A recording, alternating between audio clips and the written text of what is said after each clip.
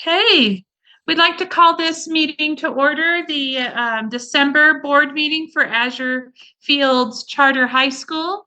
And we're grateful to have all our visitors today coming and all the news we have to share today. We're going to start with the social life first this evening, and I'll read it as you ponder, everyone.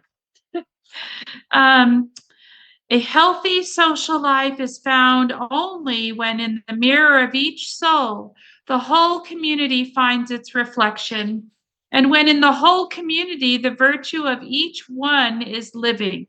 Rudolf Steiner. So that's our opening verse today. And we will move on our board meeting agenda with a Steiner study by Christian Swenson.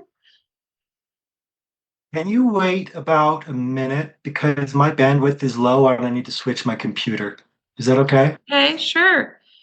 Hang on, I'm going to log out and log back in, and you can Okay. take a brief meditation break, I suppose. A brief Um, meditation. That sounds great. Yeah, just a minute.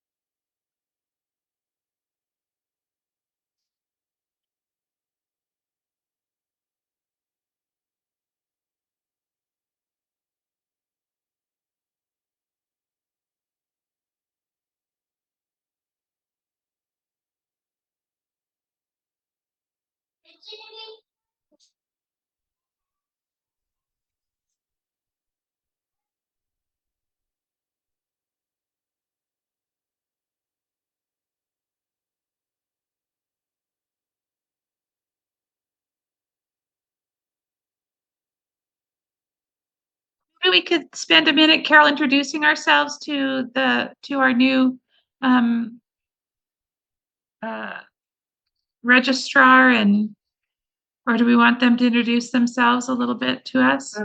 I think that'll work. I'm working on getting the audio and the video up and running here. Okay, I'm back. he's back. I Okay. apologize for the delay. I have my laptop here and my desktop there, and one's better with the internet than the other. You can probably tell which one it is.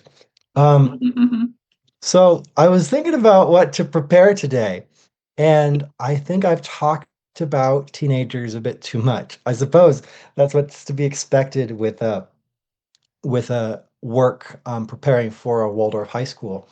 But I think maybe I wanted to step back a bit and just really briefly, excuse me, talk about an anthroposophical or Waldorf perspective, sorry, on social media. Um, and specifically not just social media, but technology in general and the ways that it's affecting young people. And I think I wanted to make this more of a discussion, and I wanted to open up to any teachers or parents who want to respond to this question. What have you noticed that is different in teenagers' engagement with technology in the last 5 years? What would you say?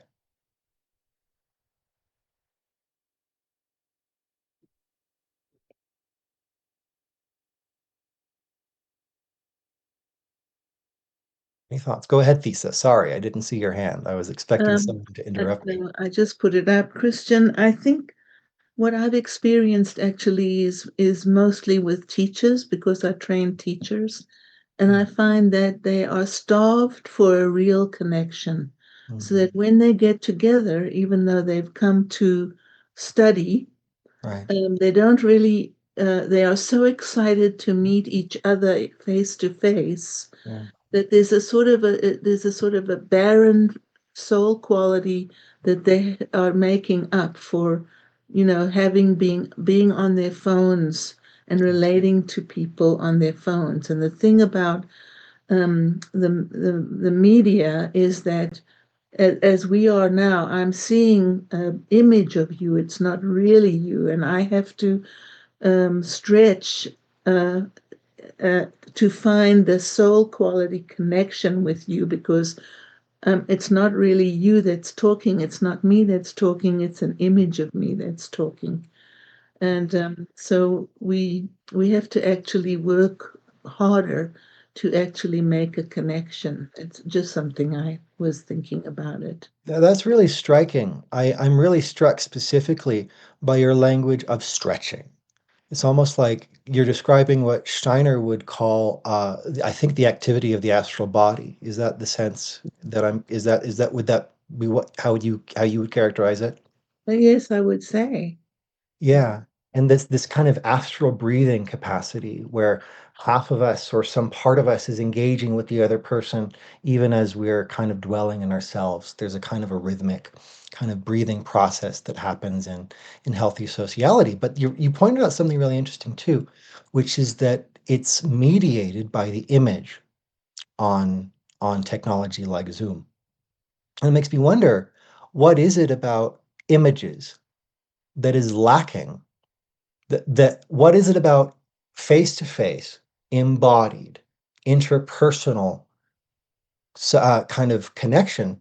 What is it specifically that's lacking here in the two? What goes away? I wonder if anybody Christian, has thoughts about that.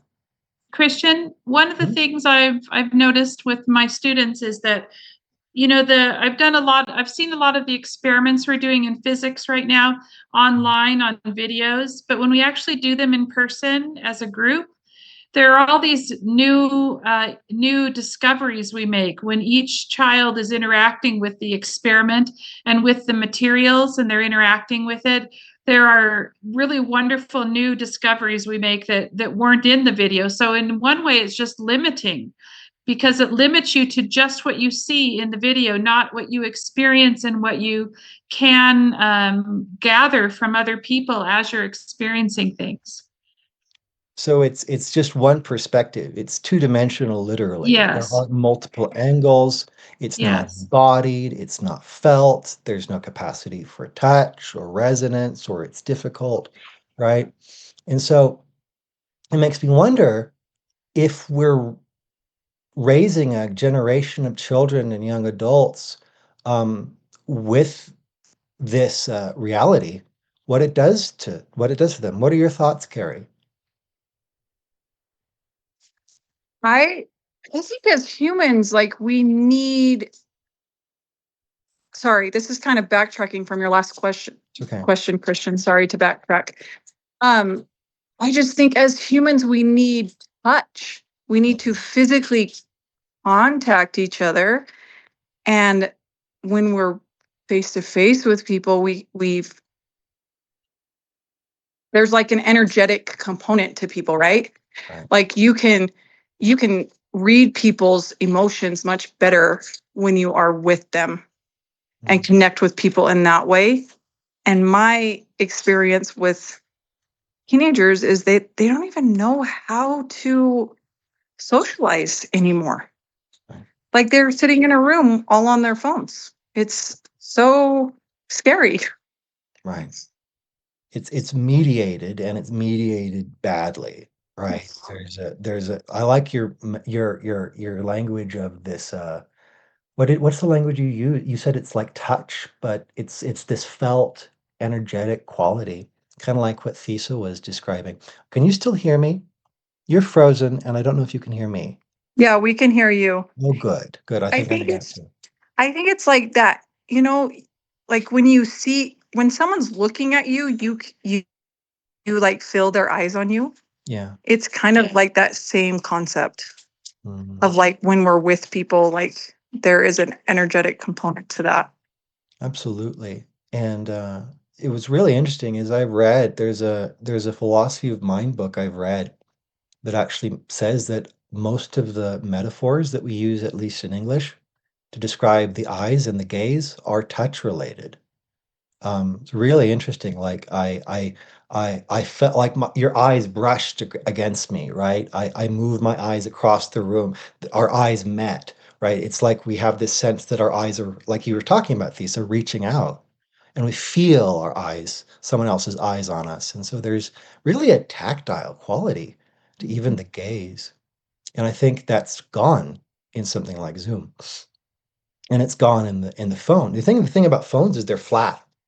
We Mm. operate through them through touch, but there's no real feedback. There's no real kind of being met there through the body. Um, so I've been, Christian go and ahead. Christian, also you can't make connections to other things unless you're with people that are seeing and understanding. We did our for instance, we did our we did our color wheel the other day and painted the color wheel with my students, and they did the color of magenta and made that color. However, when we looked at the EMS spectrum, we were talking about colors and the power and the strength of colors on the EMS spectrum. There was no magenta. And one of my students noticed that there's no magenta there. So I actually had to look that up the next day, and I found out there isn't magenta in the EMS spectrum, that magenta is not really a color. It's created by some trick of our eyes that we see a magenta color, but you don't experience something like that unless you're in a class and you're doing things and you're like together to ask questions and to experience things, and you have a teacher willing to look things up and figure things out for when students have questions. It was just really wonderful. So none of that happens, those experiences, when the kids are alone on a computer watching a video, even about science and things. None of that Especially would because you happen. can't ask questions to the video. Yeah, that's right. And the video presents a definitive answer. And even if it's AI, something you can theoretically ask questions to, has this quality of definitive answer, that kind of Yes. And discourages. everything definitional instead of characterizing things. And Yes. there's not nuance, it's textual, there's not that face-to-face quality.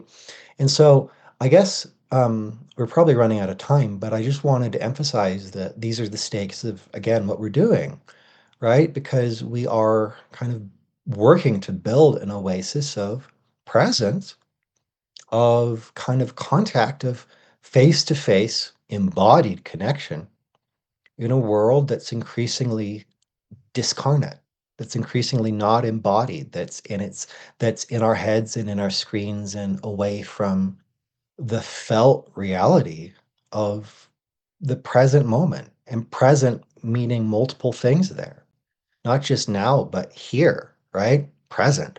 Um, and so I guess I just wanted to emphasize that the stakes are real, and that the work we're doing is important work in a world that is actively working in the other direction. So I don't know I, if, I I think Thank you. Oh, I think the main question is, how do you grow a human being? yes. A human being. And I think that it needs to inform the way that we operate in a high school. absolutely. And it depends differently on how to grow a human being depends differently. Depends on the stage that the human being's at. Right. It requires an awareness of developmental trajectory, which is one of the blessings of Waldorf pedagogy, is that it's Yeah. so focused on developmental stages, and not every pedagogy is, right? Yeah. And Yeah. that's Yeah. valuable. Thank you, Christian. No Mhm. problem. Thank Yes. you. Thank you, Christian. Okay, I'm Mhm. going to move on to our some study from the about board development. And this is page 162 of our Charter School Board University. And it's talking about these are items that we should review yearly. So I'm just going to read from some of it. It's about the Open Meetings Act. We want to make sure that it says every state has an Open Meetings Act. Open meetings laws require public organizations like charter schools to conduct their board meetings in the public. This is not unreasonable when you think about, because the charter schools are funded by the public, resulting in accountability to the public. Additionally, transparent government is essential to maintaining a free society.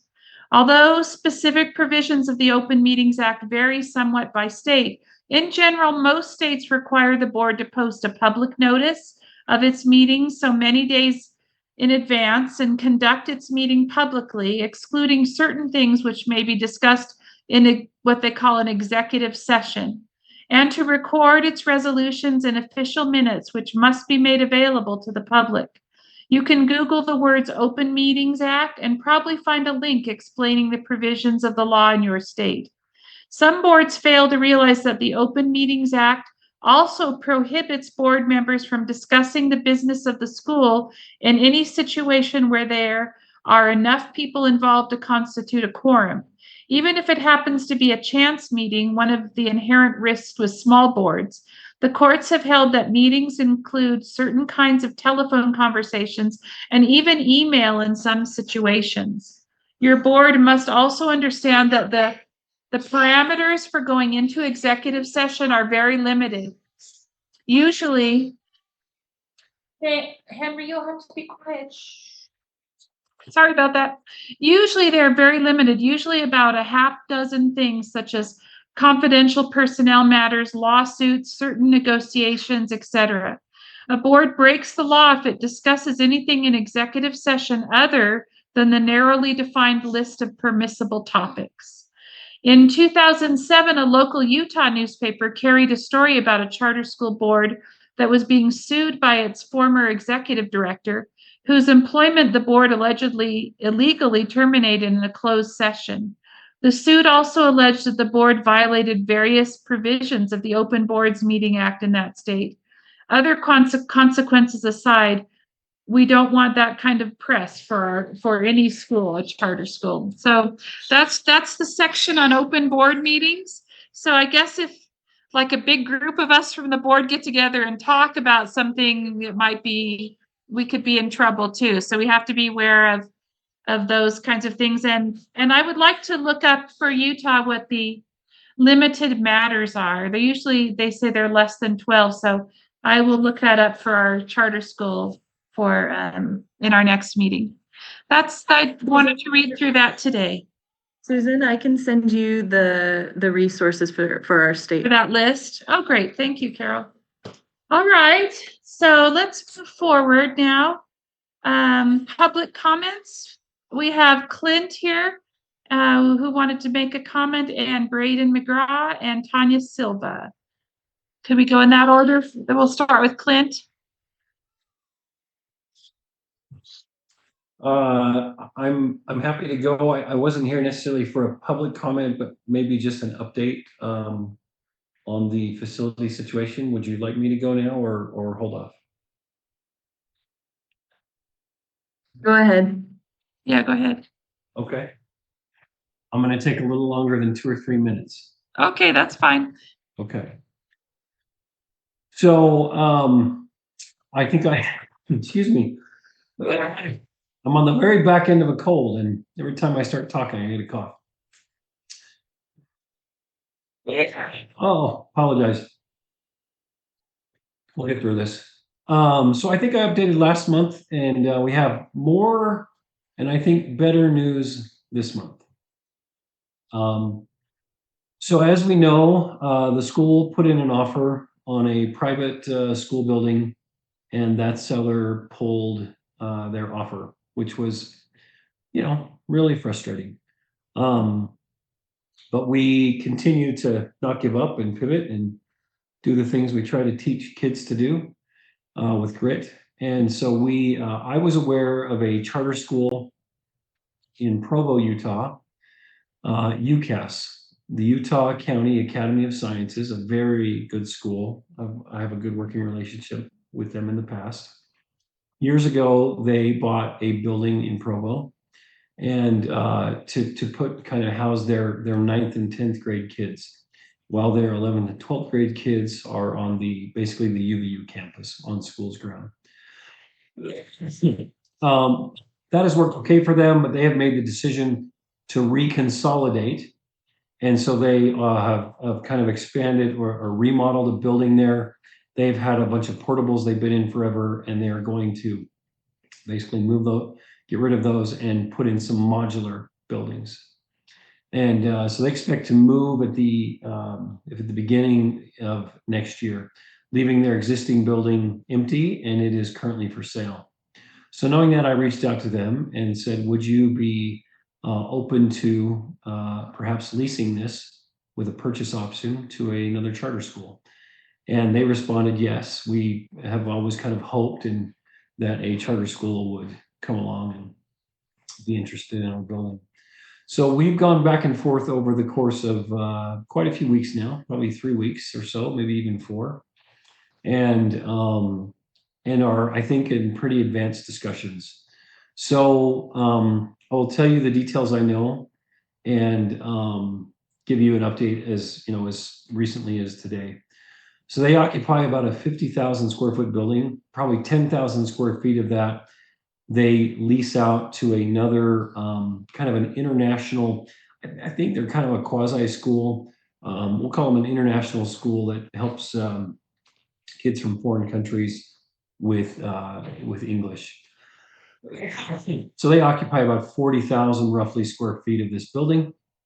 It's 2 floors. The first floor is kind of admin space, cafeteria space, and they have a pretty good size area that they use for kind of gym, PE, and gathering space. The second floor of the building is classroom space.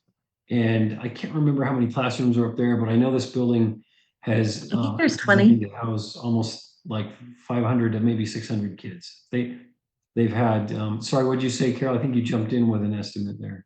I said, I think there were 20 classrooms upstairs, something Okay. close to that. Yeah, I would believe that. So it's a building really designed to kind of meet that many kids. They're going to be moving out, and so they have verbally, we're working with them to finalize a lease agreement. This would be a 2-year lease. Year 1 would be a gross revenue pledge of Azure Fields at 15% of your revenues. We really give schools the guidance you don't want to go over 20% for your facility. And the second year would be a 17% pledge. At the end of the 2 years, it'll have a purchase option for the school of $11.25 million. And some other kind of details. They probably will have some leftover desks and furniture in the building. They're going to consolidate back. They'll move some of it. I don't know how much. I don't think they know yet. But they are open and I think leaning to the idea of leaving their extra kind of unused or unneeded furniture in the building that would be included in kind of the lease. They also, I think, are inclined to agree to letting you have access to, I believe it's about 2 office spaces. They're nice full offices. They formerly housed their business manager and one other person who are remote now. They're on the main floor of that building.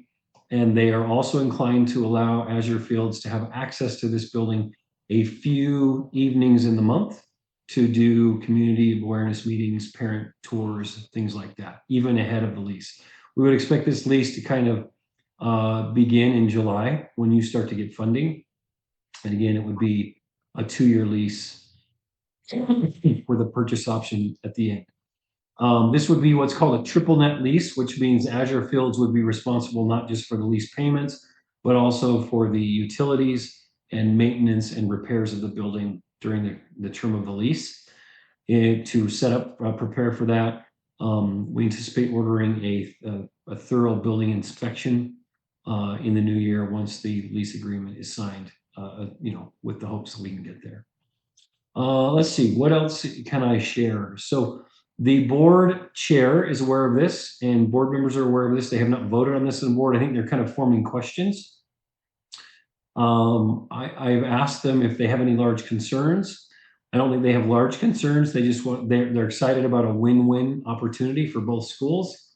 I think they are probably just mindful of, hey, what happens if, Azure Fields kind of comes in, gets a friendly lease and then, kind of leaves them to not purchase the building.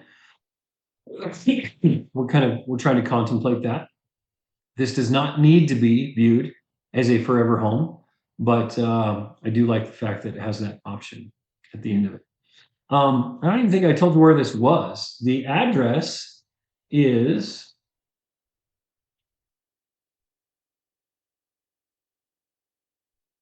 2121 North, 550 West, Provo, Utah. It is just behind a Walmart. It's kind of it's just off North University Parkway, and it's near kind of bus and delivery bus infrastructure, and it is about the same distance from the front runner station as the campus that Arches Academy would have been on. It's a little further south. It's probably a couple, 3 miles south of that campus, but basically from the transit station, the front runner station would be about the same distance. It's just you would go down and turn south instead of north. So Clint, could you say that address again, please? yeah, 2121. Hold on, I gotta look it up. 2121 North, 550 West in Provo. Thank you.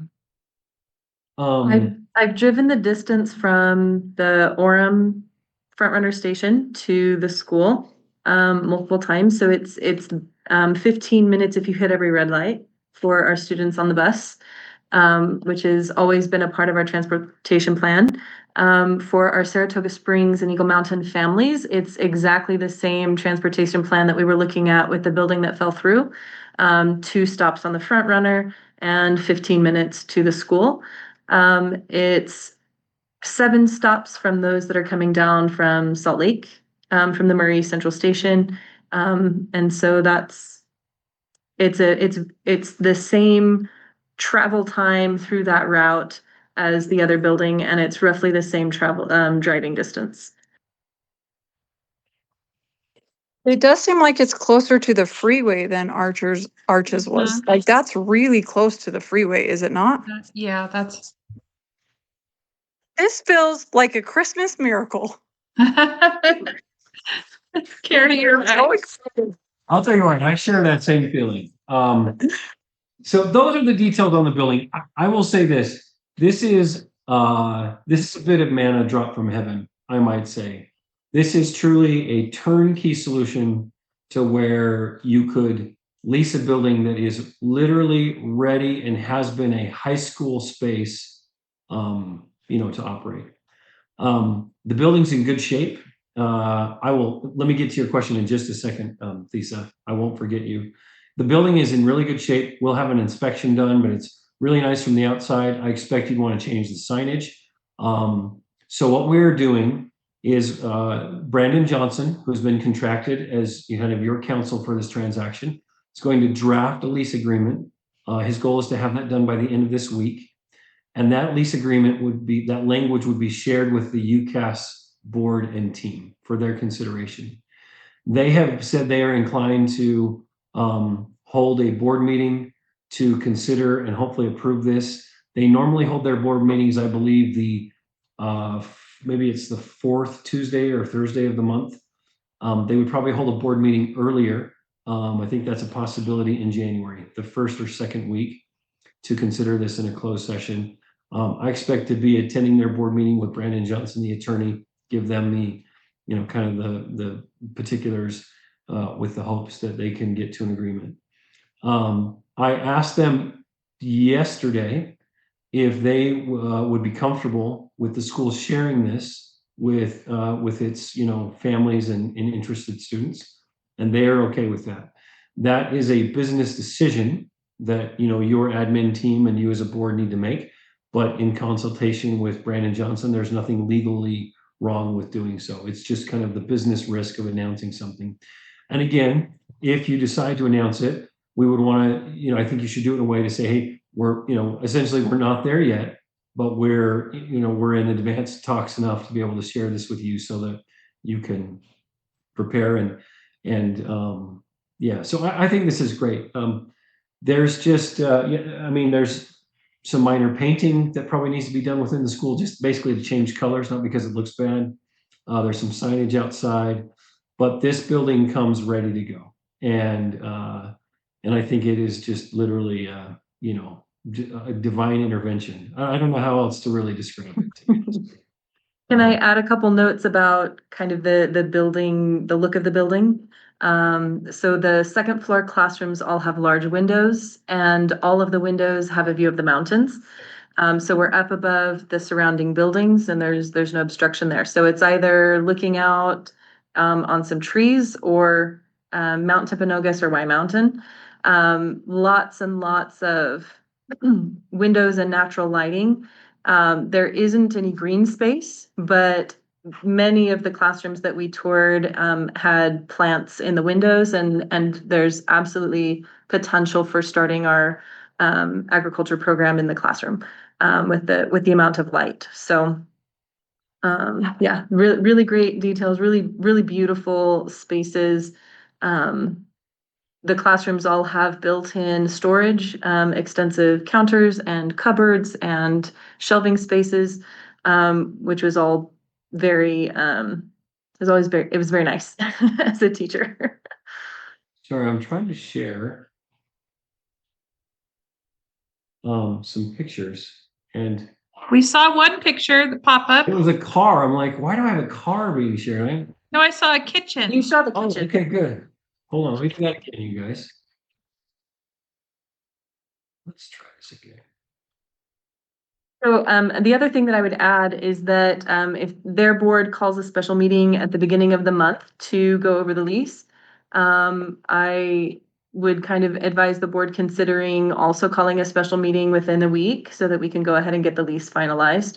So potentially moving our board meeting up a week or two, depending on them when they get their board together to approve the lease. So that's the view of the mountains from the inside classrooms. Carol, did you say there was no green space? I mean, no playground or, for, There's a parking lot around it. They have a very large room that they use as a gym. They actually have 3 pickleball courts taped out on the floor of the gym space. There it is. It's like a conference room, ballroom that you might find at a hotel. It's a very large space for athletics and activities, also performances and major gatherings. The kids also, there's unused parking lot space all the way across this room and out that end that they said their kids use for, it's to the left of the building over there, is not used during the day, and their kids do soccer and tag football and things like that. So and there's natural light in there? all of those windows at the top, all around the building. Yeah, it's beautiful. So does that mean there's ample parking space as well? Yeah, between all of it's shared with all of the businesses, but yes, there's plenty of parking. So what does that And mean the school for does have its our, own exclusive parking too, so, okay. yeah. So Yeah, what there's does that, dedicated- sorry, Go go ahead. ahead. Answer, I got another question, so answer the Go ahead. parking first. Oh, yeah, there's school dedicated parking and then there's extra parking in the businesses around, so Okay, plenty of. so what does that mean for gardening and the agriculture Yeah. stuff? So that's what it looks like from Google, looking down on the building. So that part on the left is that big room, and then there you've got the 2 floor spaces. So we can start with, but there's plenty of natural light coming in, and you start plants inside anyway, generally, before you put them in the ground. And so we can do indoor classrooms, indoor gardens. We can continue looking at the aquaponics tank that would be a closed system, natural light. Several of the classrooms had just tons of plants in the windows. And we could easily do stuff like that for garden space. So What's that green belt there? that is off the property. It is a large hill. Yeah, I think we're within walking distance of the Provo River Trail. I'm not exactly sure where it's at, but there's houses over here. And the Provo River Trail is somewhere close. So It is, yeah. over here, I think over to the right of the building. Yeah. But so there's options with that as well. Can you point out where Walmart is on this? Am I not seeing it? I'm like trying to orient myself. This That's is the right here. Walmart. Okay, and then where is the This building is the now? school. Oh, wow. That is awesome. Yeah, And UCAS, the church has rented one of the offices out the back here for the seminary to run. They're They're closing Right. that with UCAS moving, but there is a history of negotiating that. Mhm. Does it come with cats, with the little cats? No. But I'm sure we can fix that problem. Do we need to have some cats, Lisa, in our school? Also think of the allergies. Lisa, I know you wanted to ask a question and I want to make sure you get to. Thank you. I jumped in and asked about the green, if there's a grounds.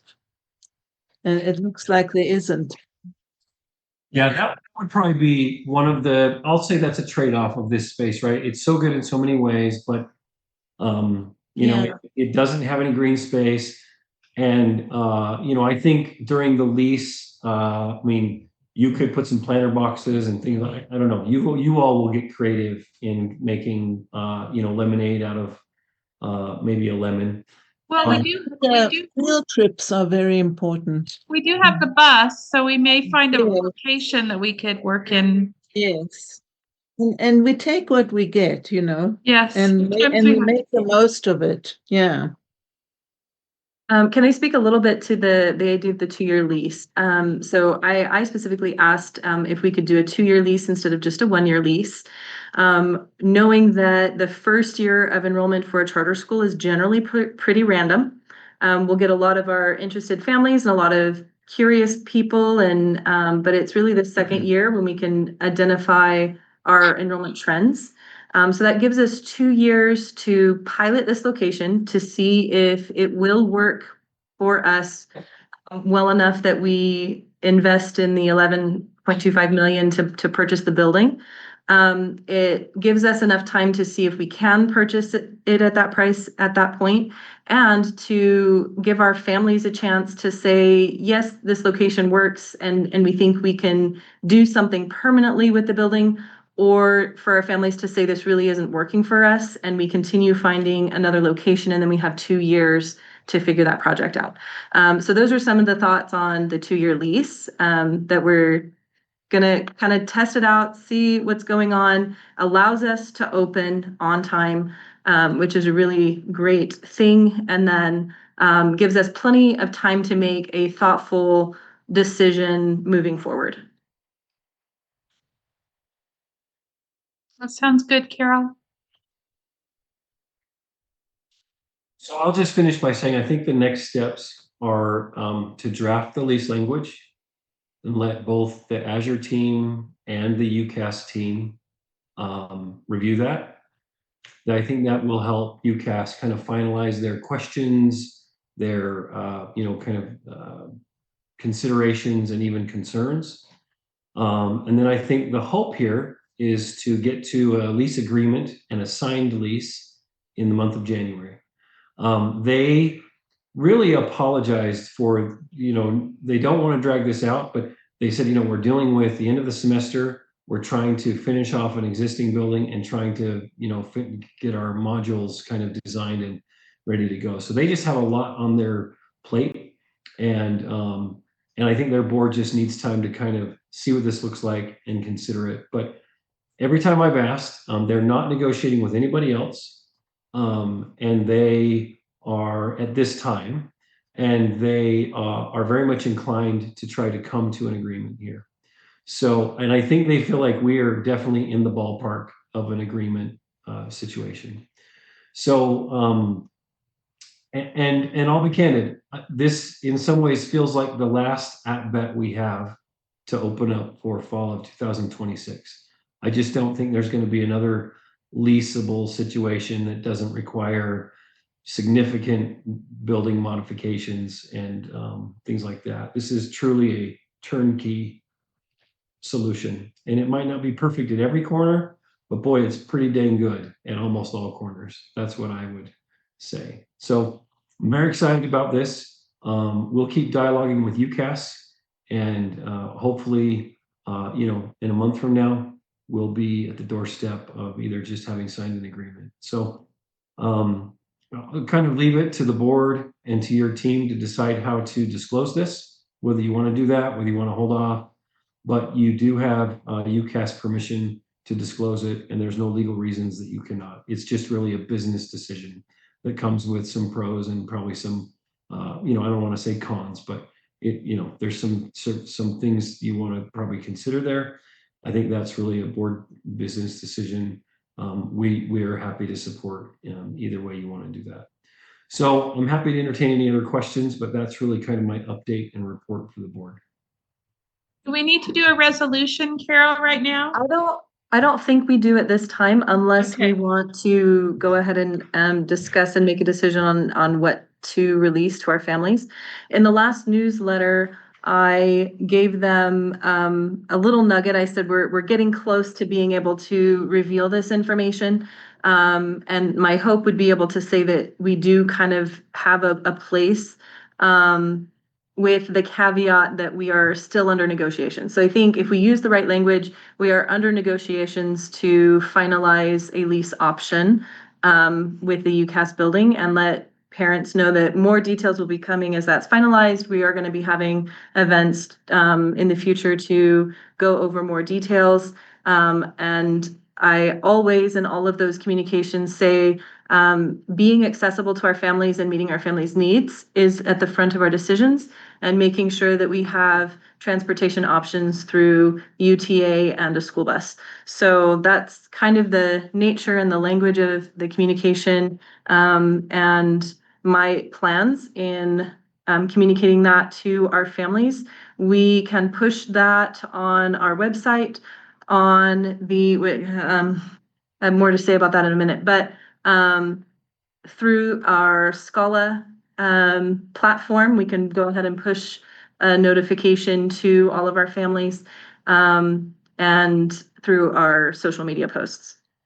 Carol, I think it might be nice to do that in January. And I think people would be more like to have a big reveal in January sometime, don't you think?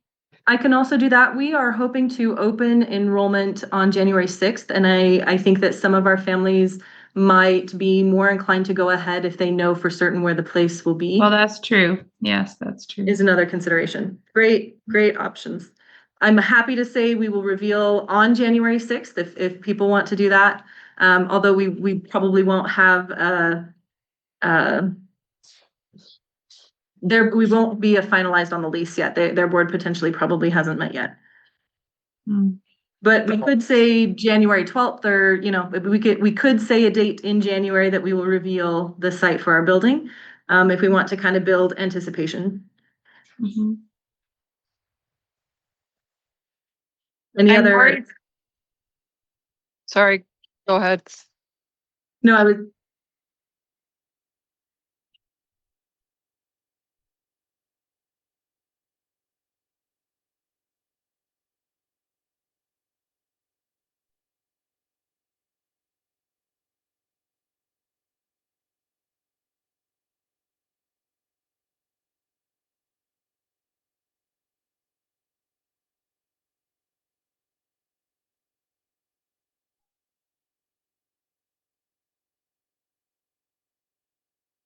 Yes, the board will need to approve the lease. So Brandon will send that to us and UCAS when he gets it done either Friday or Monday. And then their board will meet and our board will meet, and we'll both agree to sign it or not.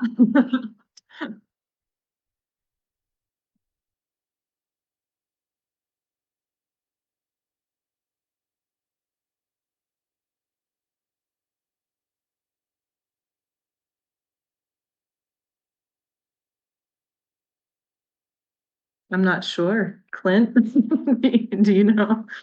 You know, that's a legal question, and I don't want to pretend I'm an attorney. My sense of that would be my non-legal, you know, thought would be, the lease agreement I think should be signed in January, hopefully. I probably wouldn't delegate anything yet. I think you want to have the benefit of viewing the lease language. Yes. You know what you're voting on in Yeah. January. And then once upon you review it, then I think you can give some delegation authority to Carol to kind of act on behalf of the board within certain parameters. But I would, Brandon and myself will both attend your January meeting to update you on this. You'll have had the benefit of reading the lease. You'll be able to have questions probably before that time. So, but I still think it would be a resolution by the board and then give some delegating power to Carol or the board chair or both or something like that. I'm in agreement with that. I just wanted to say that it seems like a lot of our interested families are about ready to jump ship because they're so worried that we're not going to have a building. And so they're looking for other options. And don't most of the other lotteries open the beginning of January? So I would say that this would be news we want to share as soon as possible because everyone is getting so anxious about it. And if you make me hold this secret in for 3 weeks, I'm going to die. So I just think people are really anxious to hear. I literally get this question every single time anyone asks me anything is where it is. Me too. Lisa had her hand raised. Well, Lisa has her hand raised. You're muted. Lisa, you're muted. Clint, it's unrelated a little bit. I just wanted to ask what the quality of the area is. Is it an industrial area? Is it what is the surrounding? I can speak to that. I lived right behind this building when I first moved to Utah. So there is some University College housing right behind this site.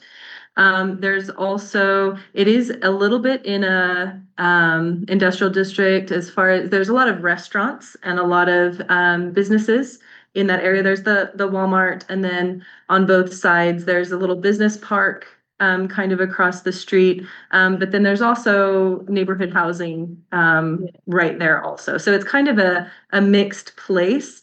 And again, the Provo River Trail is within walking distance. It's less than a block away, I'm pretty sure. And so it's kind of a mixed little place. It's on the northern end of Provo, right before you get to Orem.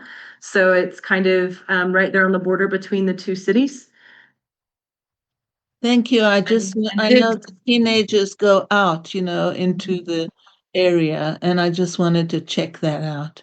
There's But did you mention, sorry. stuff right here, just basically. Yeah, look at that bus stop. That's great. Yeah, that is terrific. Yeah. But did we mention that it's literally across the street from a huge university? That's nice. That's nice too. Yeah. Okay. Carol, you're muted. Are you trying to talk to us? It's BYU within kids. 5 minutes of both UVU and BYU. It's kind of right in between both campuses. So there's two universities really accessible. Thank you.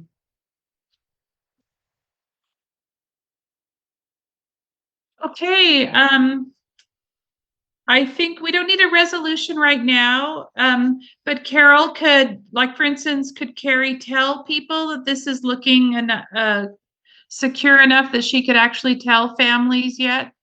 I think the resolution would be to publicize this. That I think that's what Okay. Sarah was going to motion. Okay.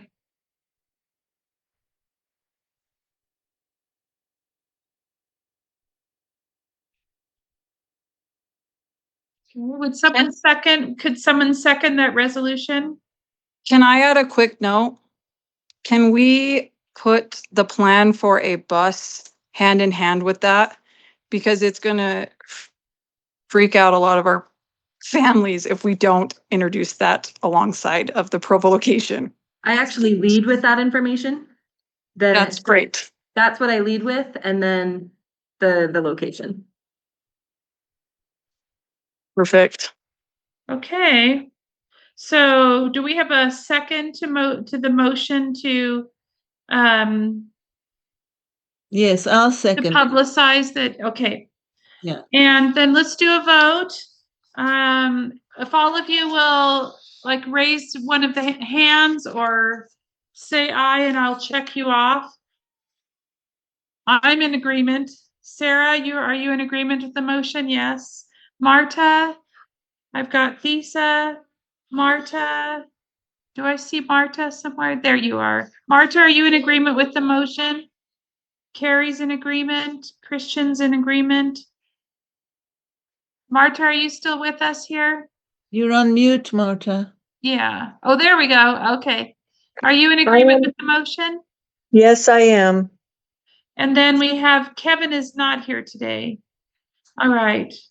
Okay, so those who are here, we have a unanimous motion to release the information about the new possible site. And I will- Carol, are you I will going to send email out you. some kind of notice or something to all of us that we can share with people? Yes, All right. I will email the board and, I'll email the board in the morning, by 9 o'clock. If you guys want to check it, and then, if I don't hear any responses by noon, then I'll publicize it at noon. Okay. And then we'll put together, a flyer for people to share. We'll put together, the official language that we're going to say. So that'll come to the board by 9 a.m. and Wonderful. it will go, if you have until noon to give me feedback on the message, if there's any clarifications or questions or edits that you would like. And then, we'll publicize at noon. Great. That sounds like a plan. All right. Next on our agenda then, if we don't have any more discussion we need, we have introductions of some wonderful new people that are going to be part of our school. If we could start with Braden DeGraw introducing himself as our registrar. Yes, hi, hello. Hi. Hey. Yes, I am Braden DeGraw. This is my wife, Shauna. She's decided to come with us tonight to meet y'all. We're very excited to work with Carol and to start building this school of Waldorf inspired beginnings. I'm very excited to participate, and if you can ask Carol, I've been doing nothing but study for the last 3 weeks in school law policy and Waldorf and everything else, and I'm just bringing a lot of design and creativity exploration to the team right now as we start getting our identity snapped in for the 2026 year. Great. All right. Anyone have questions for Braden or anything you would like to ask more about him? And Yeah, don't be a stranger. all right. Let's. I chose Braden for, I'll speak to this. I chose Braden specifically because he has the ability to handle the technical aspects of registrar and our systems management. And he's also very personable in interacting with people. So he has a good blend of those skills and, will be a very strong member of the team. Thanks, Yay, Carol. Braden. Yeah. Yes, that registrar always introduces the whole school to the new people that walk in the door. So thank you for taking this on, and we love people that can introduce us well. Tanya, do you want to introduce yourself as the new Dean of Students for our school? Sure. I'm finishing my last week with Discovery Ranch for Boys. It's a therapeutic treatment center for teenage boys.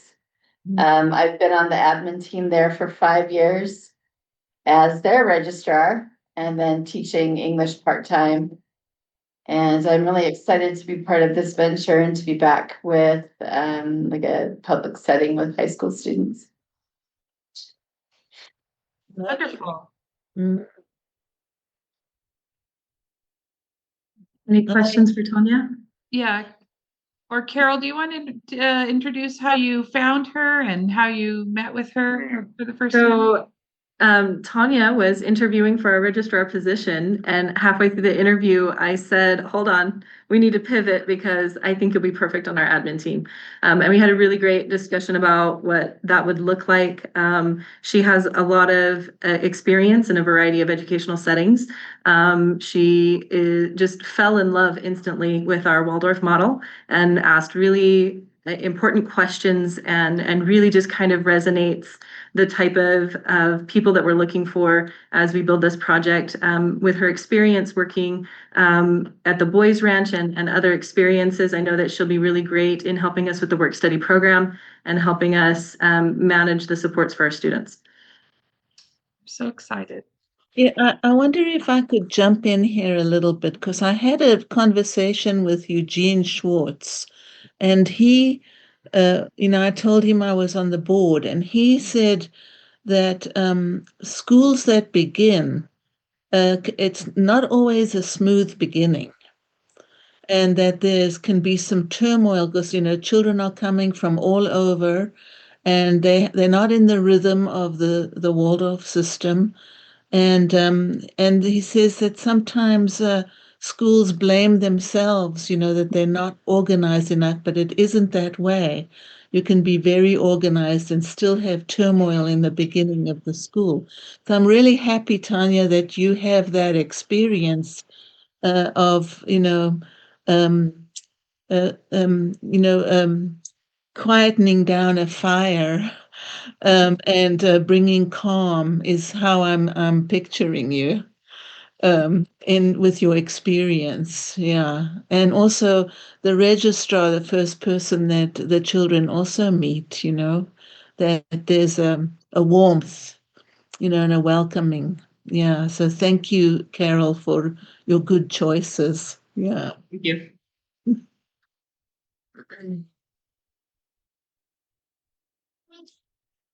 And I guess we need to move forward because our meeting's going a little longer tonight. Can we have the minutes read by Sarah in our meeting?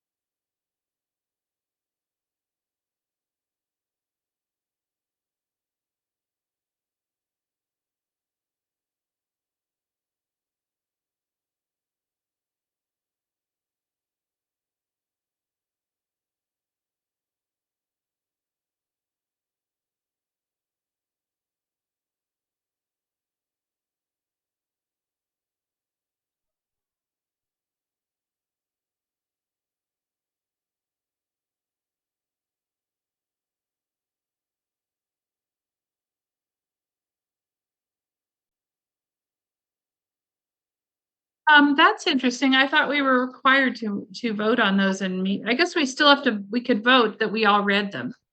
I guess, Karen, yes.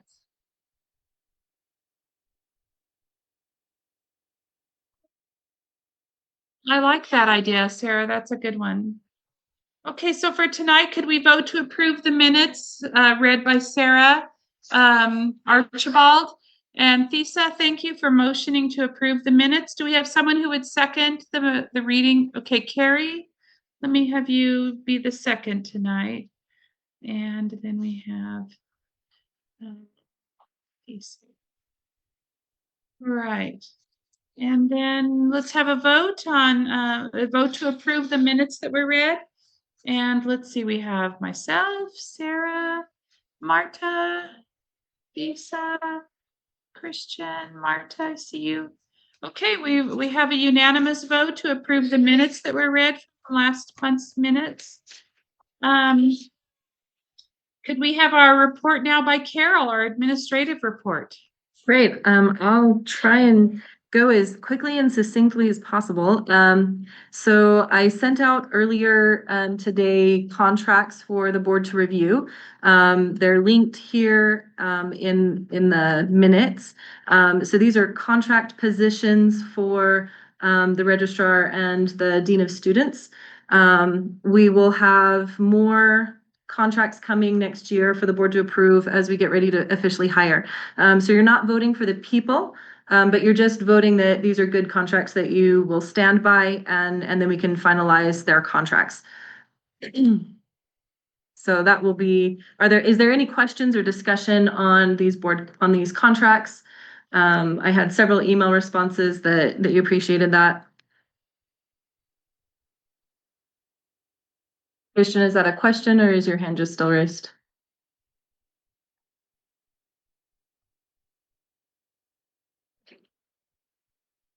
Okay, so if the board would like to go ahead and approve these proposed contracts. So yes, thank you for sending those to us earlier to read.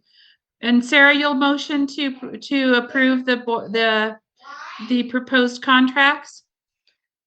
Okay. And was there someone who would second that for me? Let's see. Carrie, thank you. Okay, and let's have a vote, everyone, on voting on the proposed contracts. I'm in favor. Let's have Sarah, and we have Carrie. Christian, do you have a vote on the proposed contracts? Yes, okay. And then Marta, I see you. Okay. And Thesa. All right. It's another unanimous vote on the proposed contracts for our registrar and our student services. Wonderful. Our dean of students, I should call.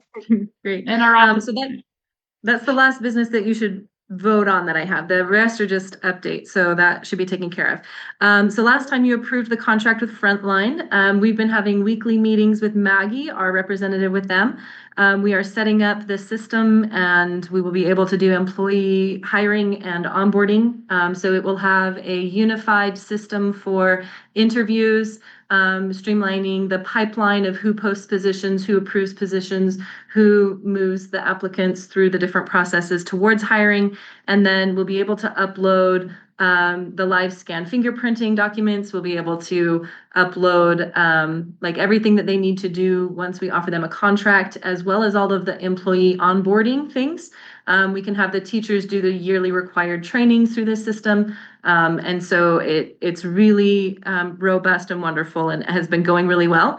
We should be online with that platform by the end of January. So 1st of February, we can start posting job positions, starting with the instructional staff and then filling in tandem with our enrollment. As enrollment goes, we start deciding how many teacher aides, how many office staff, and those support positions. And then we'll be hiring through the start of school and beyond. So that's the update on Frontline. Also, I have been reaching out to Ed Leo, representative for our website, and I got wonderful news today that we should have it tomorrow.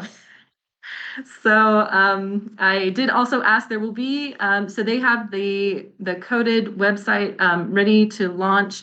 There's some clarifications that we'll go through in making that official, but and then there's also some training on how to edit all of the individual pages and sites. So it might take our team a couple of weeks to finalize all of those last minute edits, getting our pictures up there, getting our messages up there, getting our links going live to all of the things. So that is coming, and we should have a full up and running streamlined website by January 6th when we open that enrollment. So that was really good news. Speaking of enrollment, we are preparing to open applications on January 6th. And then we will have open enrollment until March 18th when we run our first lottery. With the building option that we're looking at, we will likely have enough space to enroll anyone who applies, even up to our 350 max student enrollment that we're approved for.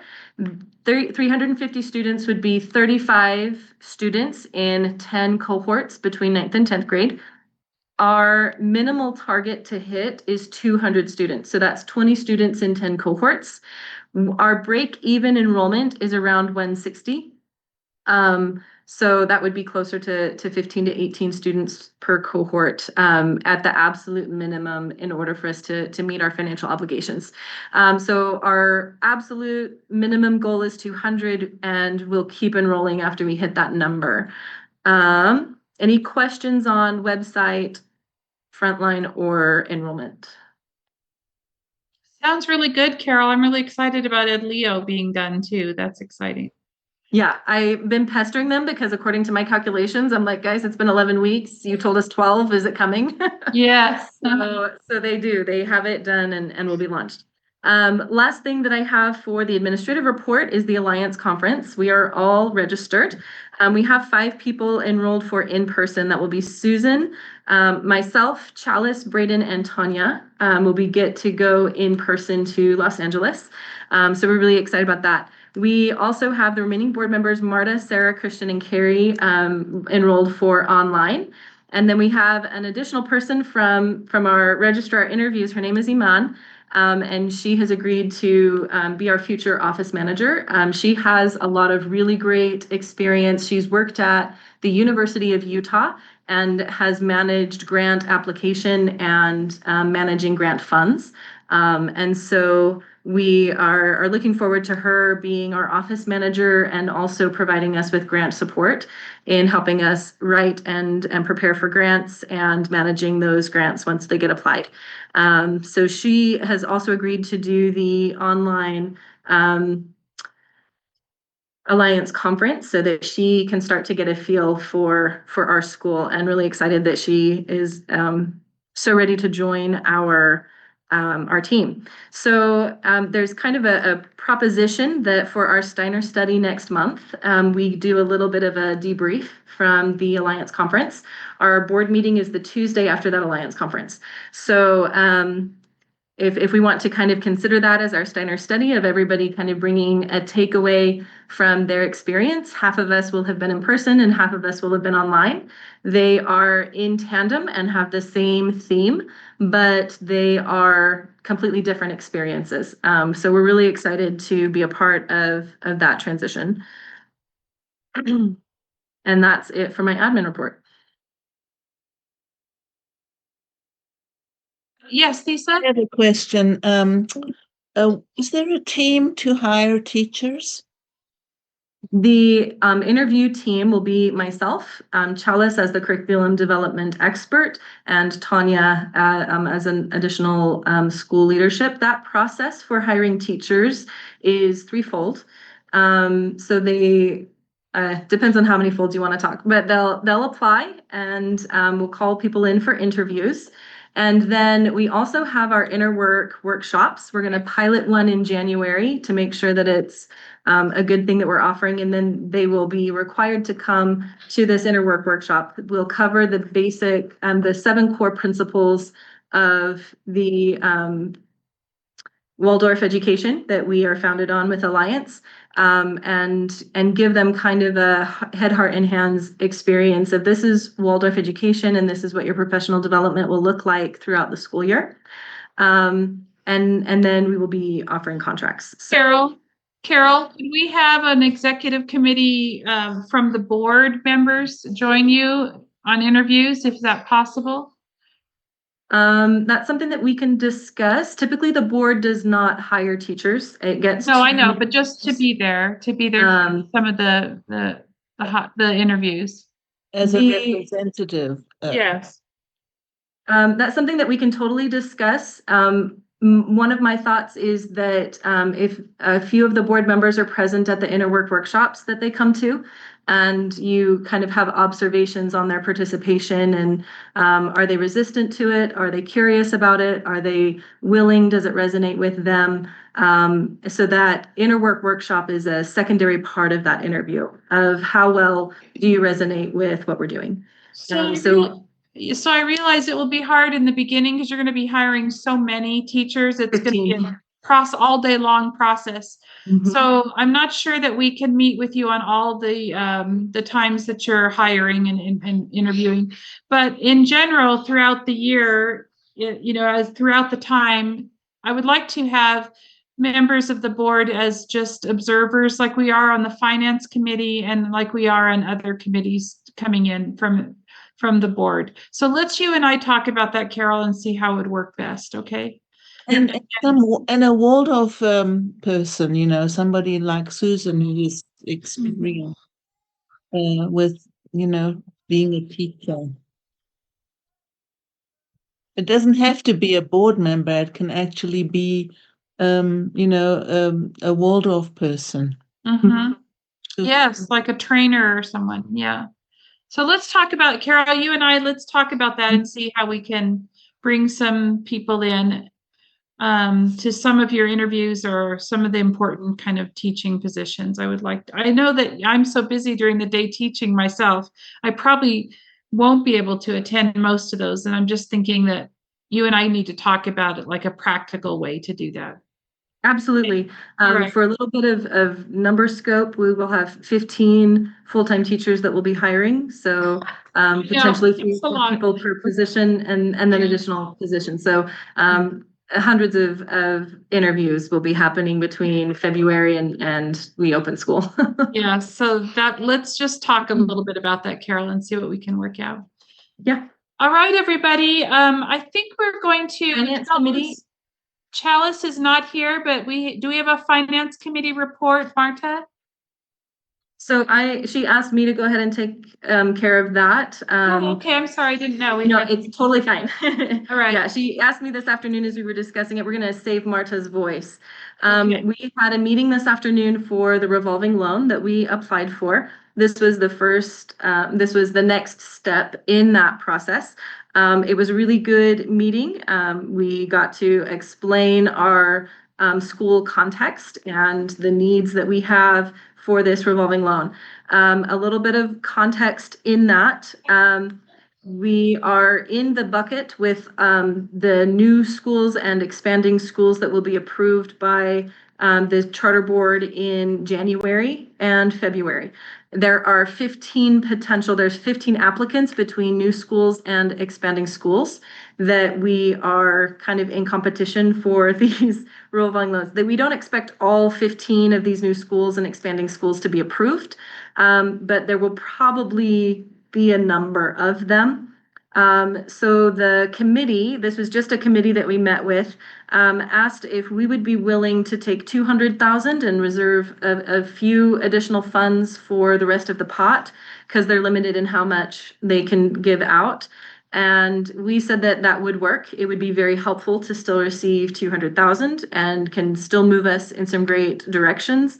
I've already looked at the budget and there are some easy ways that we can pare that down and stay within that 200,000 very easily and still meet all of our needs. So that's kind of the update there. The next steps are that this committee met in closed session after we presented to finalize their recommendations to the deciding body.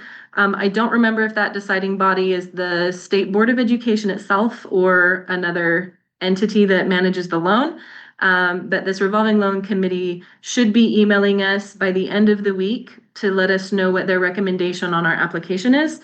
Then after January and February, when the new schools and expanding schools go through their approval process and they know if they're approved or not, they can also submit the application and a decision will be made in March. So we should know in March if we are receiving this additional funding. Kind of a side note, the UAPCS is about to open the CSP $2 million grant. We still qualify for that since we have not opened yet. our position changes quite a bit, but I think they're anticipating doing that, applications being due in February. So we can look into that a little bit more if we would still like to reach out those funds. We're a little bit more constrained, and we would have like 3 or 4 months in order to use the bulk of those funds. But it could still help us out a lot. So that's another option for us to get more details and consider in the spring. We have a lot of that documentation already done. We would have to go back and do some extensive edits, considering our new context now. But I think that could still be an option if we're interested in going down that route. And that's all that we also have our 501c3 tax exempt designation. We actually were awarded that designation in September and it got lost in the mail, but the senator's office helped us get confirmation that we do have 501c3 status. So that's all good. And that's all I have. Great, thank you so much. I think we'll defer Chalice's report on it curriculum till January also. I wanted her to tell us a little more about our textbooks and other things and other literature that we're looking at, but I think we'll defer that till January. And then we have, as our adjournment, we have a reading from a beautiful description of truth, beauty, and goodness, which are kind of our theme for the high school. So I wanted to read that to you. It's on the board meetings if you want to see it. And it was courtesy of Thesa Kalinikos, who's doing some research and reading on her own. It's what is this? I forget the journal this was from. Thesa, do you have the journal name? This was anyway. This is a reading for us to have. Yeah, Susan, it's called Being Human. It's a Human. Yes. Yeah. Yes, it's a really great journal. Okay, so let me read this as our ending. To be true is to be rightly united with our spiritual past. To sense beauty means that in the physical world, we do not disown our connection with the spirit. To be good is to build a living seed for a spiritual world in the future. So that's our message. I love that, the description of truth and beauty and goodness. And so I need someone who would motion to adjourn our meeting tonight for the board. Okay, Sarah. All right. Lisa, do you have something to share with us? I just, perhaps I'll talk with you later, Susan. I was wanting to have Eugene speak to us on what his experience was with the high school. I think it would be interesting. I really, really would love that. And I would just be honored to speak with you. And I'd love to have your permission to invite him perhaps for the January meeting. Yes, please do. I would love that. Yes. Thank you. Just be aware that with the lease, that meeting might go a little bit long, but just be aware that there will be a lot to discuss too. Okay. I mean, he can come February too, or March. Yes, maybe February, but I don't know. The new year to have him speak to us might be nice. So let's think about that. Okay. Sarah has proposed to adjourn the meeting for our meeting. And is there someone who could second our adjournment tonight of our board meeting? And Thesa, okay. Thank you all for coming tonight. It was really a wonderful meeting. Again, every time I'm with all of you, I feel just really nice, a nice spirit about how things are moving with our school. And so let's have a vote on the adjournment. Can we all have a vote that there's Christian and Sarah? Okay, and Thesa, Marta, do I see you, Marta? I think she already left. She already left, okay. All right, Carrie, yes. All right, thank you all so much, Sarah. Thank you all so much for coming tonight. I appreciate you all very much. And welcome to the new people. And welcome to our new people, yes. I'm sorry. We're so glad. I'm sorry you couldn't see my beautiful face tonight. I'll try to fix that for the next one. All right. Thank Same you for all. me. Goodbye. Love you all. Thank you so much. Have a Thanks, good night. everyone. Love Thank you. you. Welcome to our new family members. So glad to have you. Yes. You. So glad to have you. Merry Okay, I'm ending Christmas, the meeting. everyone. Merry Christmas. Happy New Year. Goodbye.